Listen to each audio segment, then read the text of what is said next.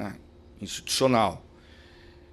Quando o senhor chegou, e a gente diz, a gente que já viveu a vida pública, que uma coisa é quando está olhando de fora e o senhor estava olhando o poder de presidente de fora. O senhor era vice-presidente. Quando o senhor assumiu, né, assinou o livro e sentou na cadeira, a expectativa que o senhor tinha de encontrar o país numa situação, ela era real ou você encontrou algo pior ou não era tão ruim? Qual que foi? Porque uma coisa é expectativa. A hora que senta na cadeira, a realidade muitas vezes muda. Claro. Eu sabia, não é, Wilson, que a situação não era boa. Não é? A situação era dramática, tal como você descreveu no início da nossa conversa. Eu sabia que eu tinha que, em primeiro lugar, ter uma boa relação com o Congresso Nacional.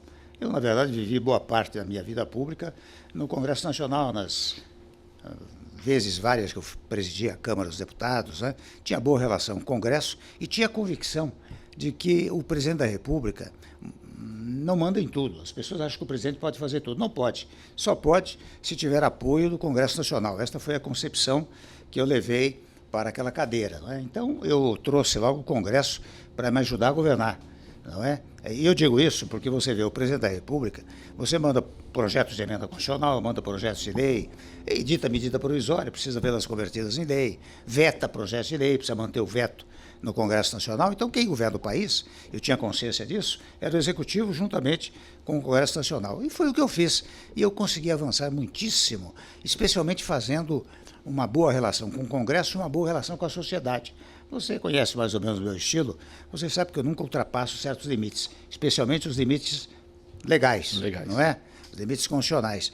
E isto fez com que, digamos assim, eu tivesse uma certa tranquilidade, para governar, embora a todo momento tentasse intranquilizar o meu governo. Fosse porque havia uma oposição legítima, mais rigorosa, né? Quase feroz, mas havia também uma oposição institucional, daqueles que tentavam me derrubar do governo. Mas eu enfrentei isso, tudo isso com a maior tranquilidade, não tive problema quanto a isso. Agora digo, quando cheguei, eu tinha uma certa experiência, naturalmente, um longo percurso, né, na vida pública, mas sabia que exercer a presidência não é uma coisa fácil. Quando o senhor sentou na cadeira, qual que foi o primeiro pensamento? Eu preciso ousar. E ousar, ainda que seja para tomar medidas impopulares. Não é? Eu deveria, digamos assim, mexer em certos vesperos. Por exemplo, você estabelecer um teto para os gastos públicos é mexer em vespeiro. Você mexer em direito do trabalho, mexer em vespeiro. Você mexer em previdência social, mexer em vespeiro. Você recuperar as estatais, é mexer em vespeiro, não é? Mas você sabe que eu fui fazendo aquilo dialogando, porque na democracia exige diálogo. Diálogo com o Congresso Nacional e diálogo com a sociedade. Tanto que, só dou um exemplo muito rápido para você, viu, Lucinho? Você sabe que, eu já disse, mexer em direito de trabalho é mexer em vespeiro. Mas eu não fiz uma coisa de cima para baixo. Eu levei uns 4 meses para mandar o projeto para a Câmara dos Deputados. E quando mandei, o meu ministro do Trabalho, que era o Ronaldo Nogueira, tinha visitado, por determinação minha, as centrais sindicais, as federações de indústria, comércio. Quando havia dificuldade, ele trazia para conversar comigo e, portanto, muito diálogo permitiu que eu mandasse para o Congresso aprovou, mas quando ele aprovou, eu já sabia que ele estava pré-aprovado pelo Congresso e pré-aprovado pela sociedade. Você veja que, sem embargo de ser uma medida complicada, difícil, não houve uma greve de trabalhadores no país em função da reforma trabalhista, né? Presidente, se falava muito em déficit, né? Em problema de relações institucionais. Mas qual que foi o maior problema que o senhor identificou logo depois que sentou na cadeira? Vários deles, né? Vários deles. Os juros elevados, na época 14,5%, a inflação em mais de 2 dígitos, em 2 dígitos, né, melhor dizendo, as questões de natureza trabalhista, criando um problema para o empresariado e para o empregado. Porque aqui eu faço um pequeno corte, viu, Wilson? Você sabe que há um preconceito no Brasil? Vários, mas dentre eles este que eu vou mencionar. Você sabe que aqui, em matéria eleitoreira, as pessoas costumam jogar empregado contra empregador, empregador contra empregado.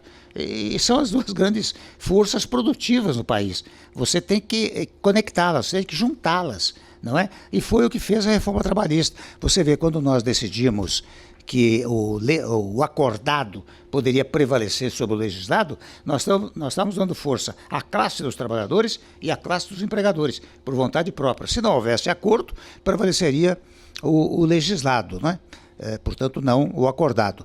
Mas isso tudo me preocupou um pouco. E eu aqui comigo pensei, eu preciso ousar. Essa briga entre trabalhador e empresário, né, empreendedor, atrapalha o país a crescer? Sem dúvida alguma. Aliás, um preconceito tão, se você me permite, tão infantilizado, para não dizer uma palavra mais áspera, né? Porque você veja, as pessoas querem combater o desemprego. Para combater o desemprego tem que ter emprego. Para ter emprego, precisa ter empregador. Não é? Se precisa ter empregador e trabalhador, volto a dizer, você precisa compatibilizar esses dois setores, que foi o que fizemos ao longo do tempo. Né? Foi isso. E esse era o maior problema? Esse era um dos problemas. O outro era como estabelecer fórmulas que permitissem a redução dos juros e a queda da inflação. E é interessante, eu lá já havia aprendido, mas aprendi melhor, que a economia você não resolve num passe de mágica. Não adianta ter uma lei que diga assim, olha aqui, os juros a partir dessa data será de tanto por cento. Não, não é isso. Você tem que fazer reformas para o país, você precisa ter uma certa credibilidade enquanto governante, né, para a economia também prosperar. Porque isso é que faz reduzir os juros. Nós reduzimos de 14,5% para 6,5%. Reduzimos a inflação em 2 dígitos para 2,75%. Recuperamos o produto interno bruto, que era negativo em 5,6%, quando um ano e meio depois era positivo em 1,8%. Mas é uma série de medidas que você tem que tomar para que repercuta na economia do país. Né?